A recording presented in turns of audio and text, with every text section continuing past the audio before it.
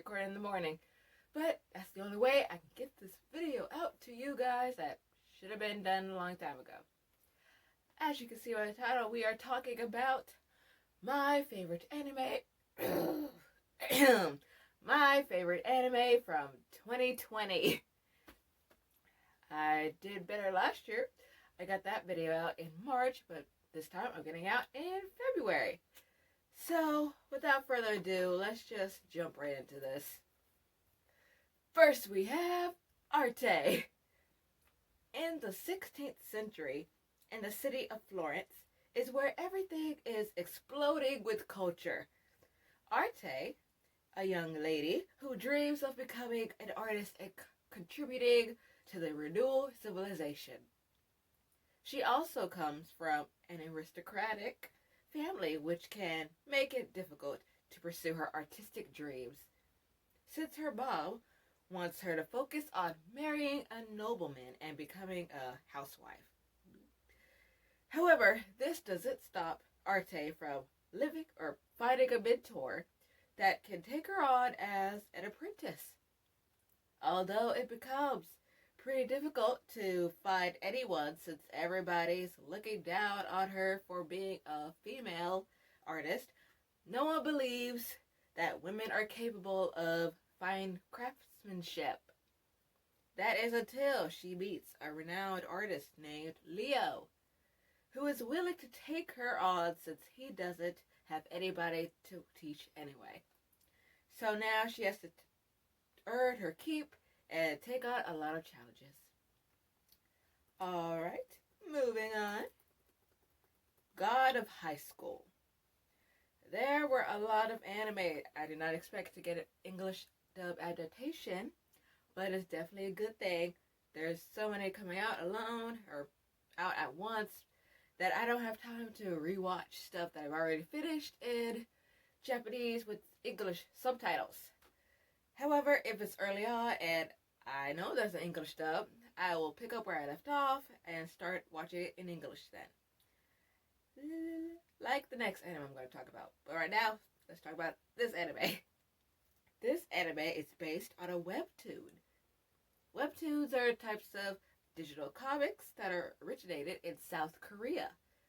They have become well known all thanks to people reading them on smartphones. You can read stuff on a long vertical strip. Plus, they're usually in color instead of black and white. Okay. The God of High School tournament has begun. The only way to figure out who's the strongest fighter among Korean high school students.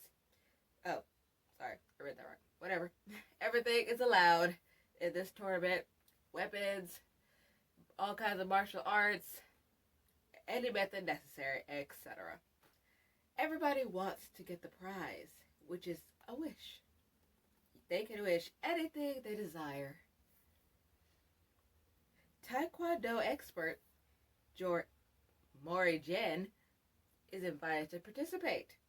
Along the way, he meets, these Korean names are hard, Dwai Han, a karate specialist, and Mira Yu, a swordsman. They all have personal reasons they want to win. However, there's something secretive behind this whole test of strength. Now, I didn't read the webtoon, so I wouldn't know that everything has been rushed. Nonetheless, I still enjoyed it. If you want to read it, I'll put a link in the description. Plus, we got an awesome opening song from it. It should have been nominated for a Crunchyroll award, in my opinion. Next, we have My Next Life as a Villainess. All routes lead to doom. This show is a reverse harem. If you don't know what that is, it's the opposite of a harem. A bunch of guys want to be with the same girl. And I'm happy to announce that there will be a season 2. So if you choose to watch this, you'll be all caught up before season 2 comes out. So let me talk about it. Katarina, played by Jeannie Torrado, dies. But she's reborn in her very favorite game, Love Fortune. In her past life, she was an otaku. But now she's the main rival of the heroine in the Otome game. She has to avoid getting a terrible ending at all costs. Jordo, I don't know. Stewart, played by Griffin Burns. Alan Stewart, played by Bryce Papenbrook. He's the twin brother of Jordo. Now, Bryce Papenbrook really surprised me in this role. He sounded so different and dignified that, I don't know. Don't take that as offense, Bryce. You always sound great. I didn't know it was him at first. But anyway, if I knew about this character, I would put that in my very first voice artist appreciation video. Anyway, moving on. Nicole Ascart, played by Nicholas Roy, or maybe it's Nicole, I don't know. Keith Klaus, played by Griffin Pitow, I don't know, I'm sorry. The stepbrother of Katarina. And this is also supposed to be like a magical anime, but the magic's weak in this, to be honest. But I watch it for the romance and the comedy and the interesting concept. So forget about the magic. Watch for all the other stuff. Next we have Inspector. This is a world where spirits called yokai run wild while hidden in plain sight. Some are harmless, while there are few that are special and threaten the peace between yokai and humanity. Kotoko Iwanaga, played by Lizzie Freeman, agreed to become the god of wisdom, in order to make sure everything goes smoothly between the two species. She's the one everybody goes to if there are any supernatural problems. One day, she meets Kuro Sakuragawa, played by Brandon Wickler, who's trying to get over his breakup with his girlfriend. Kotoko immediately declared that she was in love with him since she met him 2 years ago. He eventually reveals his true identity. He's a monster who's eaten yokai flesh at the age of 11 and can heal any injury ever since then. And minor spoiler, this is the reason that his girlfriend broke up with him. She couldn't handle his powers. But I think that's pretty awesome. You can heal. And I would worry about you so much in this crazy world of ours. Alright, Anyway, Kuro eventually agrees to help Kotoko on different adventures. Now, the majority of this focuses on one case, which is a kind of a bummer, but it is a way to shore... I didn't get these words right. It's only 12 episodes, so it was a little short for me. However, it's a great reason for you guys, so no reason you guys can't binge this. It's on Crunchyroll. And fortunately, it was announced that it has a season 2 as well. So yes, go watch it on Crunchyroll. Number 24. Now, I've sort of mentioned this anime in another video when I talked about AMVs. So here it is. Go check it out. Link in the description box. Anyway, let's talk about what it's about. It's definitely not yaoi/boys love. They just want you to think it is. And I feel like people really slept on this one. Maybe it's because all the boys love y'all didn't like it. I don't know. But it was really great to me. Because it's great in my opinion. I just said that. But said it again. It's about Natsuza Yuzuki, who's been playing rugby ever since he was a child. After enrolling in Dushisha University, he quickly became a rising star in the Kansai University League. However, all his hopes and dreams come crashing down when he gets into an accident with somebody's motorbike. As a result, he ends up with a spinal hernia, which makes it impossible for him to play rugby ever again. He can now only be a manager, even though the team has, gotta break up my words, I'm too excited. Even though the team has Seiichiro Jinyoji, who is Nasio's best friend, they're still missing their ace. Their ace, Ubiki Uka. He quit rugby because he was, well, spoiler, the cause of Nazi's injury. He feels guilty. How does he convince him to come back? You have to find out. To watch it. You gotta watch. You'll meet all of the other players and their positions as you go along. It's fun, very inspiring, and hilarious.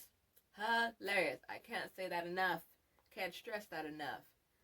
It is on the Funimation app, and some episodes are on YouTube as well. Alright, Akudama Drive. This anime blew my mind. For one thing, the opening, it gets me hype, okay? Starts with some kind of Afro beats, something like this, something like that. Plus, the visuals are insane. I can't look away. And you'll miss something if you do. Especially since I'm watching this anime, I already finished it, in Japanese with subtitles. I didn't realize they made an English dub version until later. And that English dub is on the Funimation app. But that's great. I'll get to watch it all over again in English. Can't wait to do that. Anyway, let's talk about what it's about. It's in a cyberpunk setting and dystopian future where multiple highly skilled criminals called Akudama get messages from anonymous clients to free a death row prisoner, codename Cutthroat, before he gets executed. This is where all the anonymous clients to free... Wait. Shoot. Okay. It's in a cyberpunk setting, a dystopian future, multiple highly skilled... I just said that crap. It's where all the madness gets crazy. I'm sorry. I'll get the other. 4 criminals, courier, brawler, hacker, and doctor responded immediately to get that money. They need that money. They find out they're a part of a bigger scheme. They have to infiltrate the Shinkansen, also known as the Bullet Train, a network of high-speed railway lines. And they have to steal some special cargo from a vault. Unfortunately, a normal girl got arrested for a little misunderstanding and ends up getting in the middle of this big scheme. The only way for her to survive is to become Swindler, and Akudama herself. This anime is full of great action scenes, adventure, science fiction, and amazing visuals, as I say again. I'm surprised it didn't get nominated for more Crunchyroll awards. Alright. Next we have Science Fell in Love. So I tried to prove it. We live in a world where science can explain everything, but there are certain aspects of life that can't be explained with science. One of them is the concept of love. When Ayame Himura confesses her love to Shinya Yukimura, he decides to do a very interesting experiment with his whole team to confess her love to... his whole team to answer a question. Is it possible to explain something complicated like love using a mathematical approach? They do all kinds of experiments, like going on dates, physical contact, to quantify the feeling of love. It gets them in very comedic situations, even though they don't realize it, but they fall in love along the way. They literally belong together, okay? Anyway, there will be a second season, so catch up on Crunchyroll, and there is an English dub version on Crunchyroll as well. And lastly, we have Welcome to Demon School, Iruma-gun. Iruma Suzuki, played by Laura Stoll, hasn't had the best life. His parents sold him to the demon Sullivan, played by Kyle Hebert. Fortunately, Iruma learns that this might be the best since Sullivan always wanted a grandchild to spoil rotten. So now he has to pose as a demon to attend the demon school Babylus. Iruma wants nothing more to be on the down low so people don't find out he's a human. However, that becomes difficult when he finds out that Sullivan is the chairman of the demon school. Everybody expects Iruma to become the next demon king. At the entrance ceremony, he's forced to do some kind of spell. The chairman helps him, but he goes overboard. As a result, he earns a reputation he didn't want. This is only the beginning of his bizarre demon school life. There will be a second season. Yay, coming in spring 2021. Alright, that is all I have for you. Just in case you have any favorite anime for 2020, put that in the description below. I'm sure you're going to be surprised by this list, or you were surprised. But I'll put some honorable mentions in the comments as well in my pinned comment down below. Because some of those anime that I'm sure you expected to see on my list, people already talked about millions of times, and I just wanted to highlight some of my favorites and some that I didn't think got enough recognition. So, anyway, don't forget to follow me on Twitter, Instagram to keep up with what I'm doing. Don't forget to hit the subscribe button and hit the notification bell so you don't miss any of my videos in the future. I'm Michaela. I will see you later. Bye.